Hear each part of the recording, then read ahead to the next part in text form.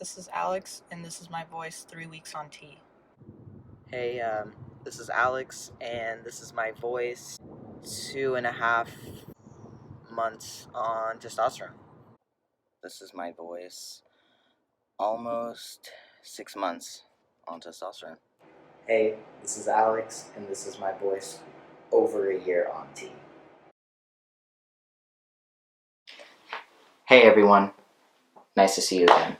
God, that was weird. That was awkward. That's fine. I'll leave it in there. Okay, for real though, we are going to talk about testosterone. So I had this really great conversation with someone, and they kind of encouraged me to make a video about how I felt before I was gonna start medically transitioning, and then I'll talk a little bit about like the day I went into the doctor, what doctor, how that all went down. I'll talk briefly about some changes and then how it's going now. So let's start with how it felt right before I knew I was going to medically transition. Again, disclaimer, not every trans person decides to go on hormones, to get surgery, any of that. Your gender identity is determined by you and only you, and for some that means medically transitioning. For others it doesn't. Totally up to them. That doesn't change their validity or anything about them. I decided that I wanted to medically transition, and for me that meant starting hormones. So I started doing my research. I had already been to this doctor years before, but it just wasn't the right time with family, and it just wasn't the right time. So I want to make it very clear that although I know who I am and I was excited to start hormones, I was also really nervous. And for a while, I went to my therapist and we kind of worked through why I was feeling guilty for being scared. Because to me, and I feel like you hear this a lot in the trans community as well, that, if you're not 100% sure, or if you don't, feel certain things, then that means you're not trans. That's a really, really dangerous and, in my eyes, just not necessary kind of rhetoric that gets talked about a lot. Even though in my head I knew that that doesn't change anything. Of course I'm scared. I'm injecting a foreign thing into my body. Things are going to change. Even though I'm excited for these changes, it's okay to be nervous. And so I worked through that, and I just wanted to be clear that I wasn't just like, oh yeah, everything's going to be great, and there was fear, definitely. And that was just my journey through it. And it's okay for other people to be scared too, and for some to just be like, nope, I don't care, I am so ready, let's do this. That's awesome. But I want to highlight that although I was very excited, there was definitely some nerves and fear. So that was before. And I worked through that for a couple months, and then I had my appointment on March 8th, 2019. I went to Dr. Cook at St. John's Well Child and Family Center. They have a trans-specific doctor there and team that works specifically with the trans community to help with hormones, name change, surgery. They literally do it all, and I can't thank them enough for how amazing they've been throughout this. I still go every 6 months to do my blood work, and it's just, they make it super simple, and I never have an issue. They're in Los Angeles, so if you're in the area, you're looking for hormones, I highly recommend checking out St. John's. And so the first day I went there, I was pretty nervous but super excited. I went in, met with him, and he just kind of asked me, are you here? And so I explained who I was, how I had come to, know that I was ready for this. And all I had to do was just let him know, what I needed. And he was like, okay, cool, I'll write it today and you can start it today. And I was kind of taken aback by that. I didn't realize that it would be so easy in a way. And so that's pretty much what happened. I mean, I did blood work and everything, and he wrote the prescription, and I drove home and picked up all my stuff and did my shot that same day. And I have a little video of me doing my first shot, and I'll put it here.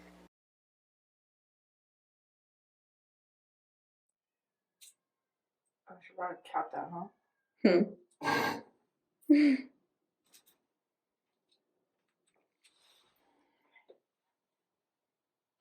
Remember, you have to wet your belly. I know. And let it dry.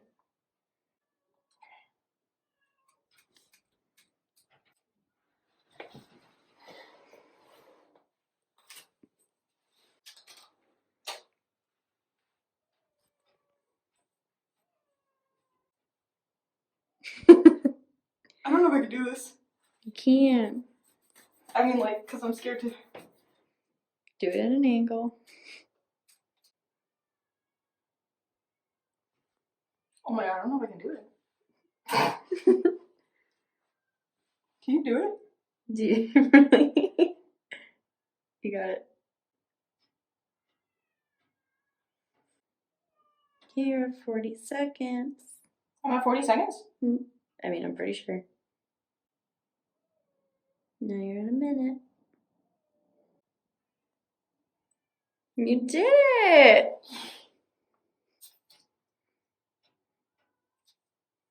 Good job, Bean.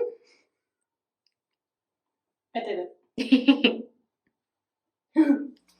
So that's how that went. And for the first, I'm trying to, it's hard because now being a year, like, I want to remember all the little changes, but it, like, you kind of forget, kind of. And things are still changing and things will still change. And other things were, you know, body mass, muscle, hair, obviously, facial hair.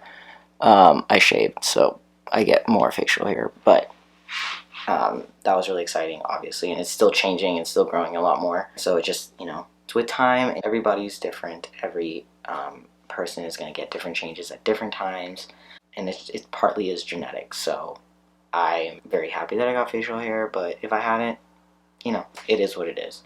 My voice may not be as deep as someone else's. That's just how it is, and I'm okay with that. I sweat a lot more, and it's TMI, but it's just the truth. I'm just trying to be informational. Sorry. I did get really hot. It was like I was going through like menopause and puberty at the same time. It was a very interesting time. My period did stop like almost immediately, 1 month in. Yeah. So also emotional changes. Those are something that's not as talked about, but are very, very real. I am a lot more irritable. I am not as sensitive. I don't cry as much. Sometimes I wish I could cry more, and I can't. Like, it's really the weirdest thing, but I don't feel like crying anymore. Like, I don't know how to explain it. I get irritated a lot more. I'm quicker to anger, and still to this day, I'm trying to work on it as much as I can. I try to really look, you know, inward and be like, okay, this is not, I don't like this, how I'm acting right now, so I need to, like, grab hold of it. Because I also think it's very easy to just be like, oh, well, you know, this is who I am now. But there's always ways to work on yourself, even if, you know, this is part of the journey, part of the transition. I think it's really important to work on that because it can get in the way of relationships and the people around you. So I try to work on that, but definitely more irritable. Definitely, like, I get frustrated quick, and that, it's so funny because me getting frustrated quick makes me frustrated. Like, what?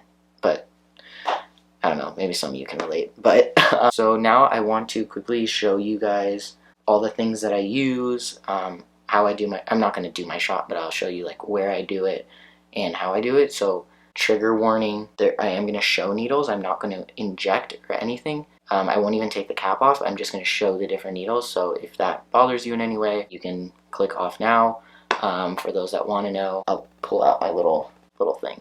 So I have a little bag that I bought. I think I bought this at CVS, Target. I don't know. And on this little pocket here, I have alcohol swabs. Okay. Okay, I'm sorry. I didn't want to focus. I use 3 every time I do a shot, and I'll show you why. And then I have Band-Aids. And then the actual testosterone. I'll take one out. So it looks like that. Oh, there we go. Okay, whatever. It looks like that. It's just a little vial. 1 ml comes inside of it. It's not full. One vial lasts me 2 weeks, so I do 0.5 mLs every week. That is pretty high, but it's just what the doctor prescribed me, and it made my changes go really fast.